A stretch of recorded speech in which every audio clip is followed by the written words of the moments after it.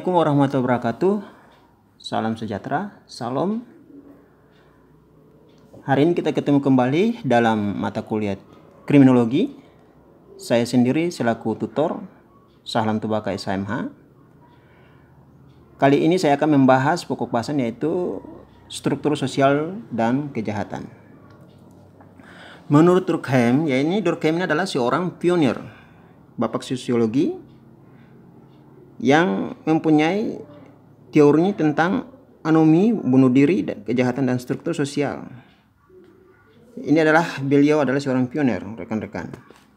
Jadi masyarakat mekanis ini, rekan-rekan, masyarakat mekanis ini dikotomi yang didasarkan pada solidaritas mekanik dan dihadapkan pada solidaritas yang organik. Setiap masyarakat dimulai dengan bentuk mekanis dan kekuasaan yang homogen. Sedangkan masyarakat organis ini, mereka ini berkembang lebih kompleks hingga terciptalah solidaritas yang sangat organis. Jadi masyarakat mekanis ini yang pertama, kekuasaan bersifat homogen. Kemudian tidak ada sama sekali fungsi spesialisasi. Kelompok sosial selalu berupaya memuaskan dirinya sendiri. Kemudian kelompok terisolasi dan kelompok sosial lainnya. Kemudian hukum diciptakan untuk mewujudkan keseragaman. Sedangkan masyarakat organis ini fungsi spesialis sangat beragam. Ada penghargaan untuk pelayanan spesifik. Hukum mengatur interaksi berbagai bagian yang beragam. Ada restitusi bagi yang melakukan kesalahan. Jadi rekan-rekan restitusi ini sebagaimana saya sudah sampaikan di pertemuan yang lalu, yaitu pelaku-pelaku yang memberikan ganti rugi. Kemudian secara anomin, menurut Durkheim, suatu keadaan tanpa norma atau tanpa harapan. Kemudian yang kedua adalah terciptanya karena lemahnya masyarakat, mengatur hasrat individu. Yang ketiga adalah merupakan akibat dari perubahan masyarakat yang terjadi secara tiba-tiba. Sedangkan bunuh diri, yaitu tindakan dilakukan secara sengaja, secara psikologis. Bunuh diri itu disebabkan oleh gangguan mental. Selanjutnya, penyebab bunuh diri menurut Durkheim yaitu satu, disebabkan oleh halusinasi menuruti perintah yang dianggap nyata, orang-orang yang berhalusinasi. Kemudian karena depresi berat dan kesedihan yang berlebihan, terlalu stres dan lain sebagainya. Kemudian dilandasi oleh motivasi tertentu, mungkin ingin masuk surga dan lain sebagainya. Contoh kasus bunuh diri dan lain sebagainya, kasus terorisme dan lain sebagainya. Kemudian dilandasi oleh dorongan impulsif. Ini adalah penyebab bunuh diri. Sedangkan tipenya bunuh diri itu yang pertama terjadi karena rendahnya tingkat integrasi sesuatu kolektivitas komunitas. Kemudian terjadinya karena integrasi sosial yang sangat kokoh. Ini dilandasi juga dengan bunuh diri karena sesuatu kewajiban, bunuh diri karena kerelaan, kemudian bunuh diri dalam ritual keagamaan, ketidakjelasan cara berpikir dan bertindak sehingga menyebabkan bunuh diri. Kemudian ini cara mengatasi keadaan anomi, bentuk penyesuaiannya, tujuan kebudayaannya, cara yang melembaga. Ada konformitas, inovasi, ritualisme, penarikan diri, pemberontakan. Jadi ada plus minus plus. Keterangan di bawah itu rekan-rekan tinggal lihat, diterima atau ditolak. Ini adalah bentuk adaptasi atau penyesuaian pada butir 2, 3, 4, dan 5. Rekan-rekan, bentuk penyesuaian diri yang menyelewengkan untuk menyimpan dari norma yang berlaku dalam masyarakat. Rekan-rekan. Kemudian teori ketegangan menurut Robert Merton, yaitu pertama, kejahatan dicipta karena orang-orang yang gagal mencapai tujuan dengan memakai saluran legal. Kemudian yang kedua adalah karena frustasi, orang memakai saluran-saluran yang tidak legal. Kemudian yang ketiga adalah karena kemarahan dan frustasinya, lalu mereka menarik diri dari pergaulan sosial. Ini adalah rekan-rekan. Kemudian teori ketegangan Messner-Rosenfeld, yaitu teori mimpi Amerika. Satu, mimpi Amerika adalah mengejar kekayaan. Kemudian mimpi mereka membantu anomi menciptakan kejahatan dalam mengejar kekayaan. Kalau sub kebudayaan kenakalan di sini yaitu nilai-nilai yang dikembangkan oleh remaja kelas bawah yang gagal untuk beradaptasi dengan nilai-nilai kelas menengah. Jadi ada kelas orang-orang yang kelas bawah ini sangat gagal untuk beradaptasi dengan orang-orang yang kelas menengah. Ada rentan-rentangnya itu rekan-rekan. Kemudian pendekatan white collar crime. Jadi rekan-rekan harus memahami bahwa white collar crime ini adalah penjahat orang-orang yang terbaik, orang-orang berdasi. Kemudian orang-orang yang terhormat. Jarang ada yang miskin dan pada umumnya orang kaya. Mereka-mereka ini adalah orang-orang yang berasal dari kalangan atas, white collar crime. Atau menurut Staharlan itu dia sampaikan white collar crime adalah kejahatan yang melibatkan orang-orang yang dihormati dan berstatus sosial tinggi dalam memburu kedudukan mereka. Ini mereka melakukan pendekatan yaitu kejahatan korporasi. Kemudian kejahatan dilakukan pegawai perusahaan. Kemudian kejahatan dilakukan pegawai pemerintah. Dan keempat adalah white collar crime dianggap sebagai kejahatan karena pelanggaran tersebut diakui oleh hukum, memiliki sanksi yang sah dan kejahatan dilakukan dengan sengaja. Kemudian rekan-rekan, domestic violence. Kekerasan yang terjadi dalam lingkup rumah tangga, yaitu suami istri, orang tua, anak, kerabat, pembantu rumah tangga, orang yang pernah tinggal bersama. Ini adalah kekerasan yang terjadi di lingkungan rumah tangga. Bentuk domestic violence, yaitu kekerasan seksual, kekerasan fisik, kekerasan verbal, kekerasan psikologi atau emosional, kekerasan ekonomi, dan lain sebagainya. Ini adalah tanda-tanda kekerasan domestik, rekan-rekan. Kekerasan domestik di sini, rekan-rekan, mendominasi, mengintimidasi, mengancam, sewenang-wenang, angkuh, menggoda, melukai. Kemudian penyalahgunaan kekerasan, luka memar yang berulang, patah tulang, ancaman senjata. Yang ketiga, penyalahgunaan emosional dan finansial, menguasai dan menekankan korbannya cemburu yang berlebihan terhadap pasangan. Itu adalah tanda-tanda kekerasan domestik.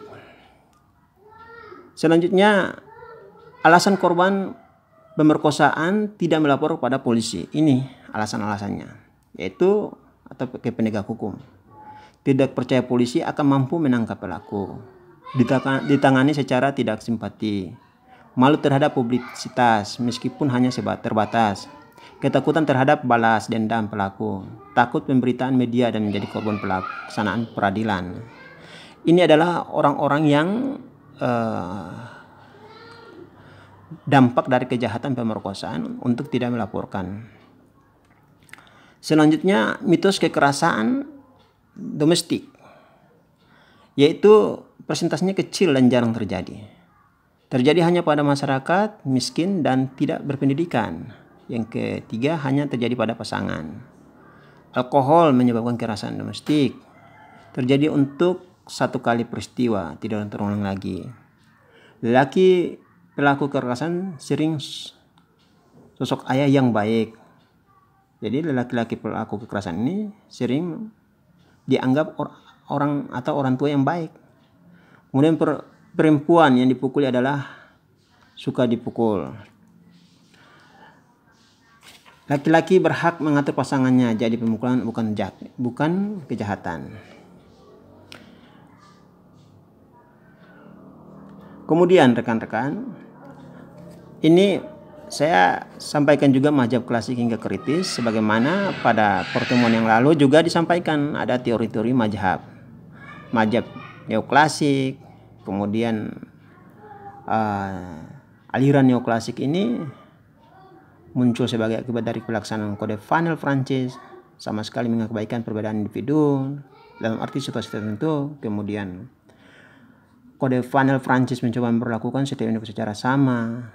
Dan yang ketiga adalah pada kenyataannya anak belum dewasa atau orang idiot dan orang gila melakukan tindakan hukum, tidak mampu melakukan tindakan hukum, rekan-rekan.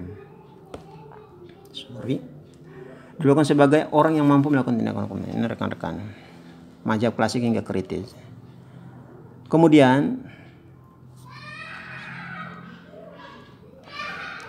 rekan-rekan masih semangat dalam perkuliahan ini. Ini aliran neoklasik bertolak dari pandangan yang sama dengan aliran klasik, sehingga tidak menyimpang dari konsepsi hukum umum tentang manusia yang berlaku pada waktu itu di Eropa. Kemudian, sebagaimana saya sudah sampaikan, anak di bawah umur 7 tahun tidak dapat dipertanggungjawabkan terhadap kejahatan, karena belum dianggap mengerti perbedaan yang benar dengan yang salah. Penyakit mental tertentu dapat melemahkan tanggung jawab, seperti penyakit-penyakit yang tidak berbicara, bisu dan lain sebagainya. Kemudian rekan-rekan, mazhab positif. Ini dasar aliran mazhab positifisme adalah konsep tentang multiple faktor. Nah, saya lanjut lagi rekan-rekan di modul ke-8, yaitu proses sosial dan kejahatan rekan-rekan. Proses sosial dan kejahatan di sini, ya ini menurut teori differential exploitation atau Sutherland, menunjukkan pengaruh lingkungan terhadap individu, yaitu merujuk pada suatu rumusan logis. Orang yang bergaul dengan pencuri akan menjadi pencuri, orang yang bergaul dengan orang baik akan menjadi orang baik. Ini menurut Sutherland dalam teori differential, rekan-rekan. Kejahatan menurut teori asosiasi yang berbeda, rekan-rekan, yaitu kejahatan bukan warisan, tetapi dipelajari melalui interaksi. Jadi kejahatan itu bukan warisan, rekan-rekan. Mereka ini berinteraksi dengan orang-orang yang jahat sehingga mereka lakukan kejahatan. Jadi kemudian belajar kejahatan itu berlangsung di dalam kelompok yang intim, tertutup atau tertutup. Kemudian belajar kejahatan itu meliputi teknik-teknik motif. Belajar kejahatan itu menyangkut semua mekanisme dalam proses belajar. Karena orang memiliki persepsi pelanggaran hukum, ini terjadi, rekan-rekan. Selanjutnya, social control teori. Social control teori ini, yang pertama, kontrol sosial negatif dan kontrol sosial positif. Kemudian, social control teori terkait langsung dengan opportunity teori. Kemudian, opportunity teori, jika Anda memberi kesempatan kepada remaja untuk melakukan pelanggaran, sebagian besar dari mereka pasti akan melakukannya.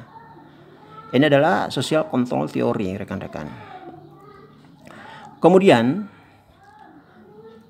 rekan-rekan, social control, yaitu SKI adalah alat penyesuaian dan pemandu pada norma.